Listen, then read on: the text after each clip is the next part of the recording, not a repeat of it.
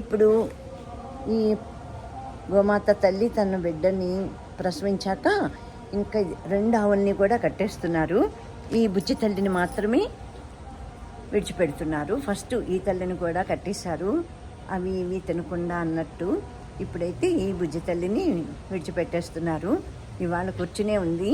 రోజు అయితే వచ్చేసి ఒళ్ళో కూర్చుంటున్నది, చీరంతా మొత్తం నాకేస్తుంది. ఏమి అనుబంధాలు ఇక్కడ. ఇప్పుడు నేను ఇదంతా పిపి రెడ్డి రిటైర్మెంట్ హోమ్ నుంచి మాట్లాడుతున్నాను. ఇప్పుడు రాత్రి 7:30 అయింది, గురువారం రాత్రి. నేను ప్రదోష కాలంలోనే ఇదే ఇంకా అమ్మవారి పూజగా భావించి ఇక్కడి నుంచి వెళ్ళాకనే నేను లోపల దీపం పెట్టుకుని ఇప్పటిదాకా అన్నీ టీవీల్లో చూసుకోవటం, అన్నీ చదువుకోవటం, వినటం అంతా అయిపోయాక ఇప్పుడు వెళ్ళి నేను రాత్రిపూట పూజ చేసుకుంటాను అమ్మవారికి. ఇది ఇలా సాగుతోంది నాది దినచర్య. ఇప్పుడు ఈ 4 రోజుల నుంచి, ఇవాళ 4వ రోజు, 3 రోజుల నుంచి అనమాట. ఇవాళ నేను ఇక్కడికి ఫోన్ తెచ్చుకుని తీసుకుంటున్నాను. రోజు తీసుకోవటం లేదు. అరటిపళ్ళు పెట్టడానికి నమస్కారం, శ్లోకాలన్నీ చదువుకుంటూ ఇక్కడ కూర్చుంటున్నాను.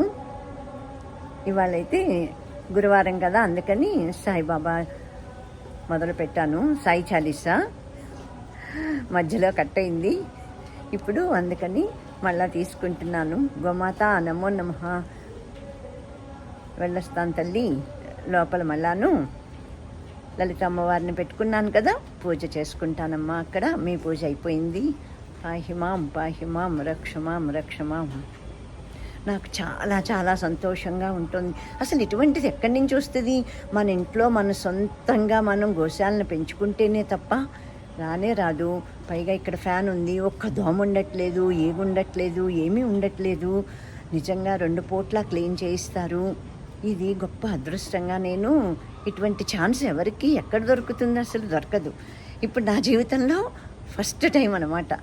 ఇప్పుడు 72 ఏళ్ల జీవితంలో నాకు ఇప్పుడు అనుకోకుండా మేము ఇక్కడ ఉండటం. ఇప్పుడు అక్టోబర్ 21కి 3 నెలలు పూర్తవుతుంది. అమ్మవారి దయ ఎలా ఉందో, ఎక్కడ ఉంచుతుందో ఆవిడకే తెలియాలి. లలితా పరమేశ్వరి మాత పాహిమాం గోమాత పాహిమాం. వెళ్ళొస్తాను తల్లి ఇవాళకి. సాయిబాబా అయినా లలితామాతవైనా ఎవరైనా మీలోనే ఉన్నారని భావించుకుని నేను ఇప్పుడు ఇక్కడ అన్నీ చదువుకుంటున్నాను. ఏడుకండ్లవాడ వెంకటరమణ గోవిందా.